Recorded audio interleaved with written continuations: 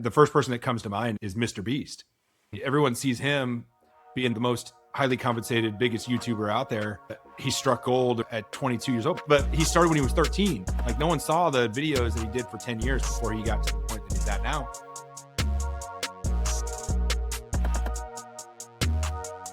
Before we do the deep dive on that last principle, why don't you take us through just a quick refresh on last episode in case you got some listeners that might have missed it, and just let them know what we're building off of.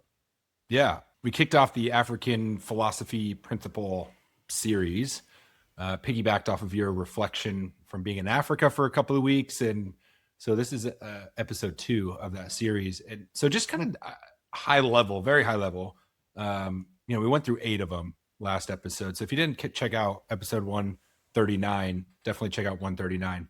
But kind of go through them real quick. And we started with Ubuntu, which is kind of the same as Harambee. Those are 2. Went through 2 of those, and it's rising collectively.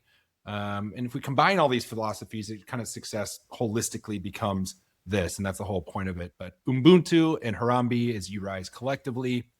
We talked about Sankofa, which is where you came from. Nommo is you define reality with intention.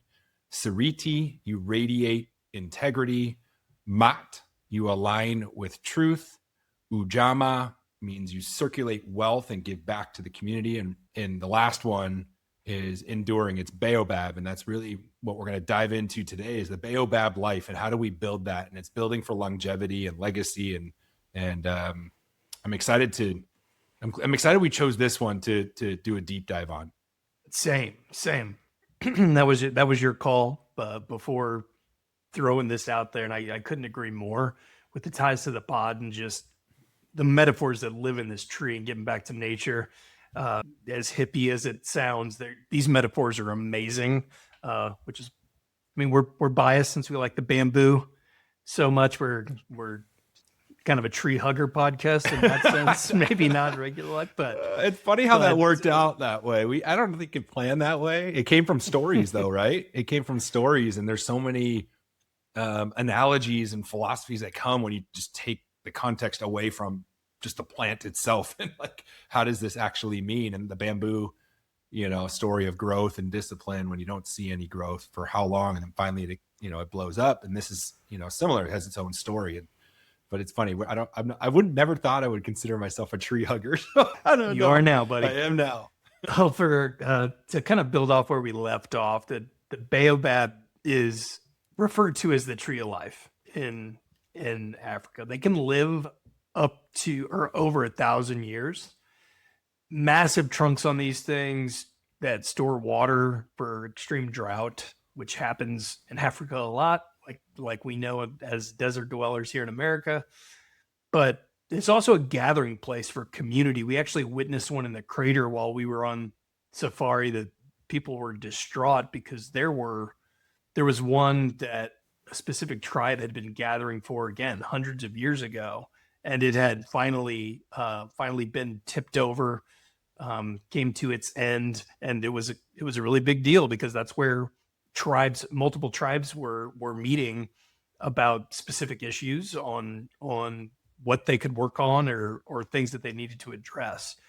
We're also going to talk about, there's actually, you may be familiar from this, not realizing it was a tree, but supplements that are getting out into the market and being super effective, but it can provide food, medicine, and like we said, shelter as people are gathering. And it's a symbol of endurance, as we talked about in the last pod, stability and wisdom, right? The tree of life is, I think there was a pretty strong tie to the Avatar movies with that tree of life as well.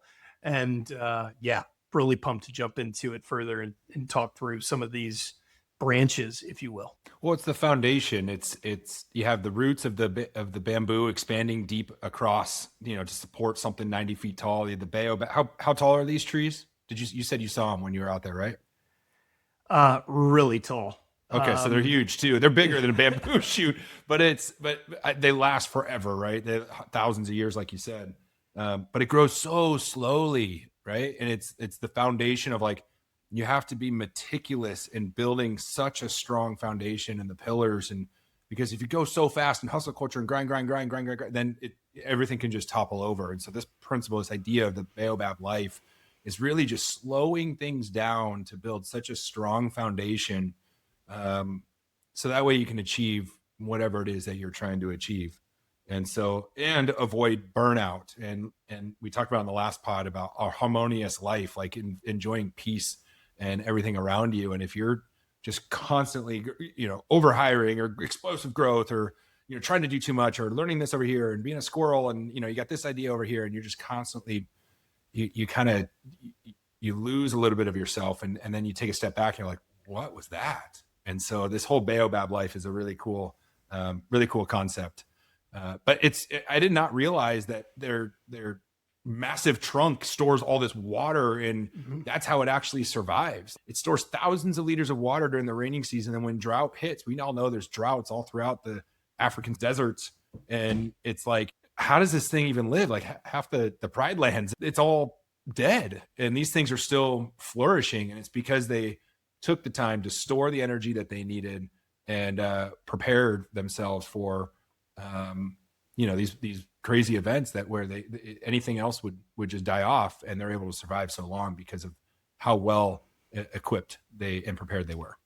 Well, and to your initial point, the only reason they're able to do that is because of the deep roots. The deep roots, before they're able to store that water, and that slow underground network being built, those are the foundations. That's what we talk about here.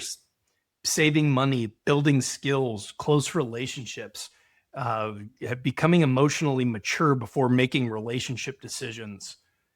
You're not going to do everything perfect in preparation, but these trees go slow so that they can be solid and withstand those droughts that you mentioned here. Well, and they're seeing these way ahead of time. So like when you're out there and you got your blinders on, you're not aware of your surroundings to understand what could potentially take you out. And so, whether it's, as simple as insurance, or, like if you like cyber insurance as a business owner, if you're not like protecting your business from attacks in that way, it's like the tree not being able to store enough water during the drought. And so it's having the awareness and being and recognizing that even negative possibilities can come at you. How do you prepare for those way ahead of time? It's like injury prevention as an athlete, right? Like you're constantly preparing, you're stretching, you're taking peptides, you're taking supplements, you're doing all these things. So that way, when that injury inevitably happens, you can recover quicker and you're already prepared for it. And mentally you become stronger through that. Absolutely. And one of the lines that came up that I just loved is some of the smaller trees in the Serengeti or in Africa grow up quick, build out branches. First of all, those ones typically are prime for the grazers to come and eat the leaves off them, but a life built only for sunshine collapses in a drought. I was like, how perfect is that for like the shallow, social media material world? Look at what I've got, without the foundation, is just built to collapse unless you're just infinitely lucky, which is rare. Yeah. And when you are unlucky, you have to have that thick skin. The baobab has like real thick bark that regenerates. They're able to regenerate, and it takes resilience to do that. So just like anything in life, when you're getting pummeled or things come at you, and you gotta have the thick skin. You gotta let it grow back. It might take some time. Not so great things happen to all of us, and it's how do we react to those, and how do we come back stronger from those? You're not avoiding these things because you're putting yourself out there and you're creating, and when you go through these periods of growth, you're always going to have these very challenging experiences come your way. So how do you survive those? You don't want to avoid them. You want to break through them. You want to survive them, and you want to have this resilience and grit and drive to pursue through those fires. And part of the baobab life is like they are resistance to fire. Like how many times has been a wildfire throughout their existence, and they're still standing. 100%. It's that, again, tying back to this messaging, not only because of the bamboo, but like slow growth equals a long life. Yeah. And I think we talked about this a little bit just on side conversations, you and I, like a long life is desired for me, but not necessary. I have some pretty strong beliefs on when it's your time, but not in the sense that you should be ignoring the things that will keep you here a long time. Your health, we should be building for longevity, but not committed to it being the only thing, because I just know of too many instances where it's not the case. And some individuals and beings are supposed to leave this life a little earlier than others, but this slow growth concept, that's why we talk about into humans not really even the average, I think, business owner's 42, or the average entrepreneur that might be made up. I think you're right. I think the average entrepreneur who starts their first business is like 41 or something. Somewhere around there. It's older than people think. Yeah. And first millionaires like 50, something like Correct, that. Yeah. Again, these are all just averages and stats, but that's why it's the tree of life, and it's tied to wisdom. Yeah. Like, you have to learn some things and go through some struggles and learning to be an individual that has a net worth. Obviously, there are outliers to this that want to do this early, and they're going to go through different types of growth down the road. Different story for everyone, but I love this tree concept as being this long-term play, long-term vision. Well, you think about, like, just to dive into that a little deeper, you think about those who started their first business at 41, or, achieved some level of success or went off on their own or whatever. Yeah, they had 20 years of experience potentially in the workforce and learning a skill or developing relationships and building that community. And as you said, there are people that have struck lightning, or lightning struck for them much earlier. And, the first person that comes to mind is Mr. Beast. Everyone sees him being the big, the most highly compensated, biggest YouTuber out there. He struck gold, or at 22 years old. But the guys, I call him a kid. My kids say, stop calling him a kid. It's a man. I'm like, no, it's a kid. But Mr. Beast he started when he was 13. Like, no one saw the videos that he did for 10 years before he got to the point that he's at now. But my point of bringing that up is, like, early success, if you're not continuing to tap into the foundation in the Baobab life that we're talking about, by the time he's 40, if he's not building the foundation for the next thing or the expansion of what he's currently doing, then all of that can topple over, and you've got a long life to live. And so what he's done, I don't know if you've ever seen Beast Games or Feastables and all this stuff. Like, he's building out all of these other things, and it all started just from a YouTube channel. And so he's an outlier, right? The majority of the population isn't thinking that way or doing these things. And he's an outlier that's building on top of his success to different levels and continuing to invest in that. But that's what this life takes, is either patience or expansion through building foundation. And it's understanding what your roots are, which are essentially your core values. Like, what are your personal core values, and what is the discipline that you have, and who are the people around you, and what's your, maybe spiritual grounding or whatever. But, like, what are your roots that are going to keep you upright during times of massive success, but also times of massive failure? And how do you keep going for, obviously we're not living for centuries like the tree is, but, for 100 years. And probably for another pod, but there's also an aspect there, and it's easy to be envious of finding the lane and becoming obsessed with it that young and getting the material rewards from it. But there's going to be a growth pattern for Mr. Beast in regard to meaning of life, human connections, which he has a lot, but without everybody wanting a piece of you or to collaborate with you, having to keep your circle small at that age, that's going to be a whole different progression. But it's again, we're only taking one category in regard to growth, right? That he's an outlier in. So definitely thinking holistic more. Yeah. And you see this in real time in sports too. Like, even just what AJ Brown's going through, like, he's on the sideline reading a book about inner excellence. Like, he's going through something, trying to figure out growth. And he's been in the news with the Eagles and the team, and, like, they're not seeing eye to eye, and it almost looks like he doesn't care, but he does, or he's going through these trials and tribulations internally, but he's wildly successful. And then he gets a bunch of crap or whatever because of how he's trying to go through this period of growth and trying to understand. He's probably just like any one of us, like, well, what does the rest of my life look like? How do I prepare myself for life after football and all these things? Like, we all have these thoughts. Like, we aren't any one person. or just because of what we do doesn't define who we are. And so building these foundations for the next level. And then that's what happens. Like you see these athletes at the pinnacle. And then after, tragedy happens and they're going through things that, none of us will ever know because they saw the pinnacle of what they thought success was. And then now that's gone. And it's like, well, what's left? And building the foundation of like just slow organic growth to maintain your level of, discipline and happiness and joy and all those things. I think that's what this is all about, because the branches are the revenue and the recognition and the social proof and all those things, but it's the roots that really keep you standing, because branches will fall off. But you got to keep standing with the roots. I wanted to chat about how it's a place of gathering. It had me thinking about when we saw the one that had been tipped over and how emotional people were about it. It was so important to the community. How awesome is it that we have these places that we feel safe, or it almost opens us up to let the creative juices flow, or just the togetherness. I think of when we get together for a cabin. Now, it's not one place, but when we get together for those cabins, we know it's going to be a lot of laughs, a lot of real talk.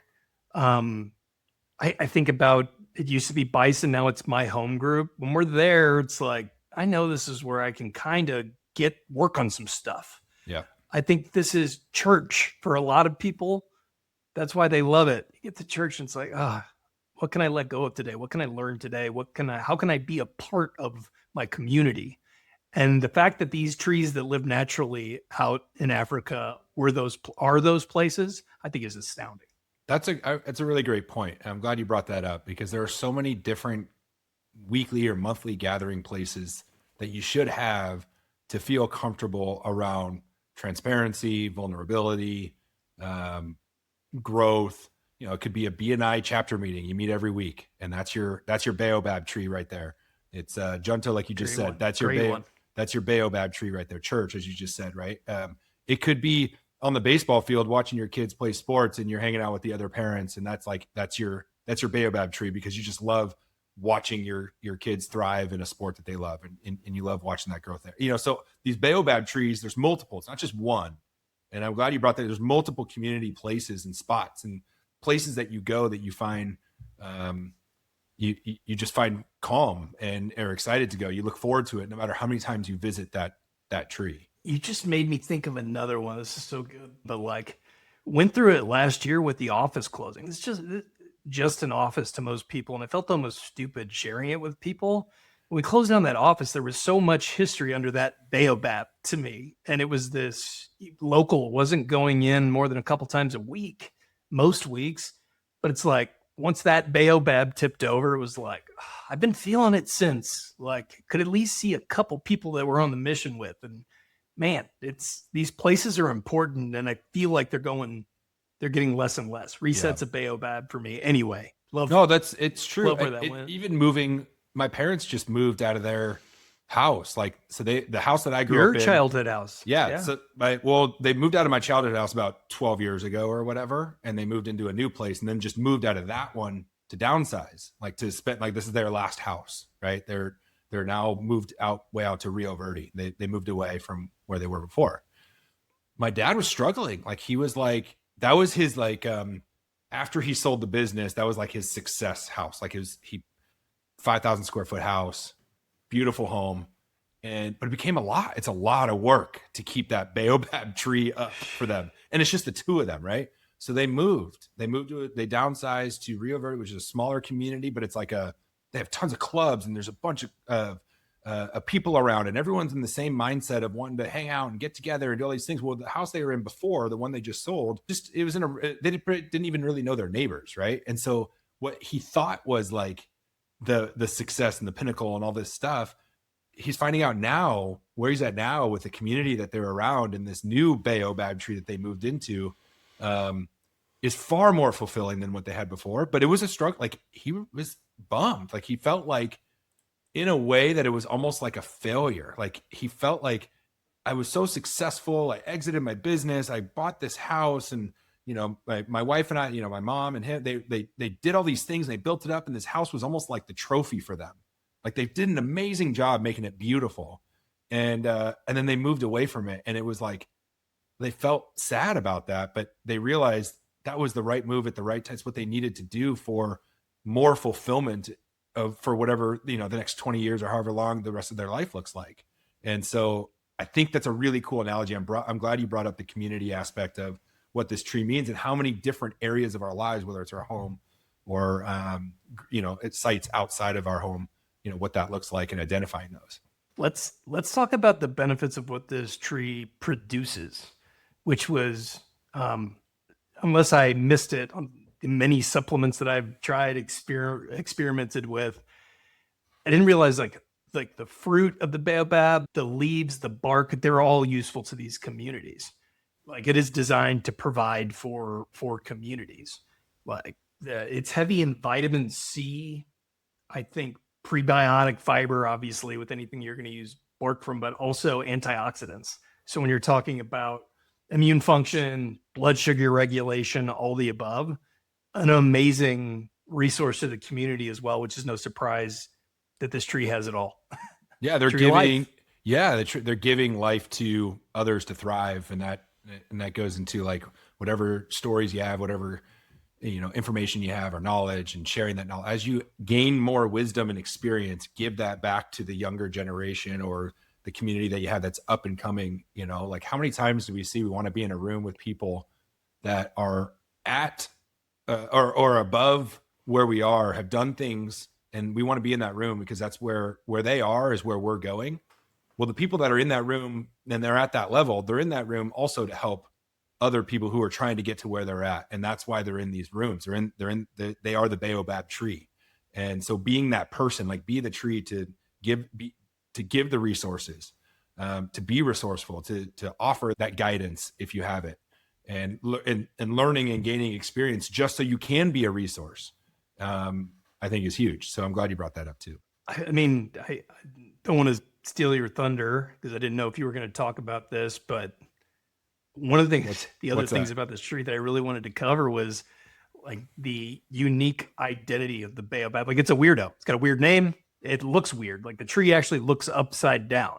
The size of its trunk, all of it, like it's an outlier looking tree. It's a weirdo.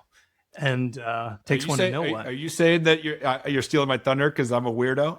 We think we're both weirdos. That's the only reason we would be doing this week in, week out. You have to be a little weird and to do things, right? Like to put yourself out there. Like the and weird wins. This thing is so useful. This tree is so useful. Why it's called the tree of life, and it thrives without conformity. It doesn't look like other trees.